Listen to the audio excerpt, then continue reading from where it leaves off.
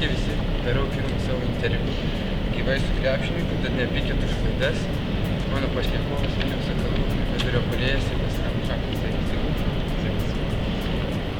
Pirmas klausimas, papasakok, kaip ir kada pradėjai krepšinį domėtis.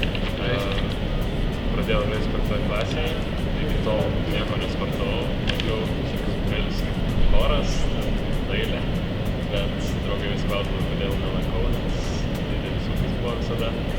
Ir draugas lankė, pasiūlė nueiti, mama tam pritarė, nuėjau ir paskui treneris jau nepaleido. Kaip apibūdintum save aikštėje ir jos?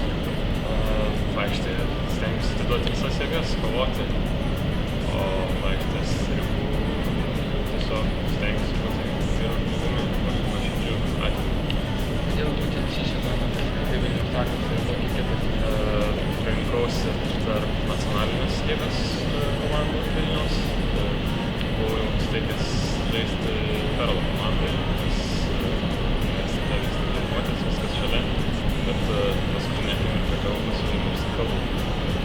Norėjau žaisti už dėl savo laiko, dėl to pasirinkau. Sezonas jau įgijo pagreitis ir kaip apibūdintum savo sportinę formą bei komandą? Sportinę formą nesu labai patenkintas, iš tikrųjų tikėjausi, kad geriau seksis, bet stengiuosi taip treniruotis ir tai pagerinti. O komanda galėjo būti ir geriau, nes tiesiog daug tokių rungtynių turėjom per pabaigas, blogai sužaidėm ir galėjom šiuo metu turėti daugiau perėmų. Šiaip viskas neblogai, viskas eina gerai.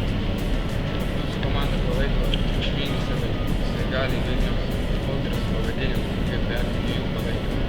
Tokių fanų dar nesu matęs, labai malonu iš tikrųjų. Tiesiog net keista, kai tokia blogos sąlygos ir vis tiek jie visi ateina, palaiko, kai visi jaučiasi ir labai padeda, tai ačiū jums.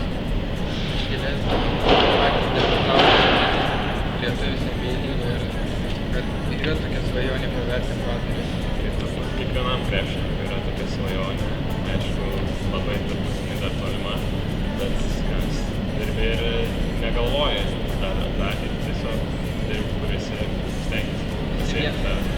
Esi vienas jauniausių krepšininkų komandoje ir gauni patarimus ten. Taip, daugiausiai patarimų gaunu iš Donato Matulio ir Kristos Nicos, nes jie turi daug patirties ir tikrai labai padeda, ir treneriai iš tikrųjų pataria, tai patenkintas esu. Kuris sniperis geresnis iš Kristinis ar Žygimantas iš to? Nežinau, čia reiktų tarp jų gal klausti. Jie apylygiai iš tikrųjų per tos žaidimus atrodo, gal tiesiog Kristas drąsiau per varžybas atakuoja, Žygimantas gal šiek tiek pingaja. Gali būti, bet tikrai abu prabūdžiai sniperiai. Kuo domiesi dar krepšiniu? Daug ko domiuosi iš tikrųjų. Labai domiuosi muzika, mėgstu filmus, turbūt kaip kiekvienas, tikrai neapleidžiu knygų. Šiaip patinka kaip ir menu domėtis. Ar sunku suderinti mokslą ir krepšinį? Taip, nėra lengva, bet jau senesnių Lakūnų mokyklos laikų tą reikėdavo daryti, tai nėra naujas dalykas ir Kauno Rimo pasakos labai palankiai vyksta, tai kol kas spėju, dar neišmetė. Pats gimtasis miestas yra Šiauliai, tolimas kelias. Ne, gimtas miestas Joniškis. Joniškis? Taip. Bet gyveni Šiauliai. Taip, daugiau. Tolimas kelias. Aš šiaip jau pripratęs važinėti vasarą, būdavo rinktinės stovyklos, tai neprailgsta. Ko labiausiai pasirinkti šeimos, draugų, mamos Cepelinų? Turbūt mamos Cepelinų. Ar palaikai ryšį su 20 periodu? 20 praeitą vasarą? Ne, iš tikrųjų per daug nepalaikau, bet daugiausiai su Giedraičiu bendrauju, nes abu šiauliečiai.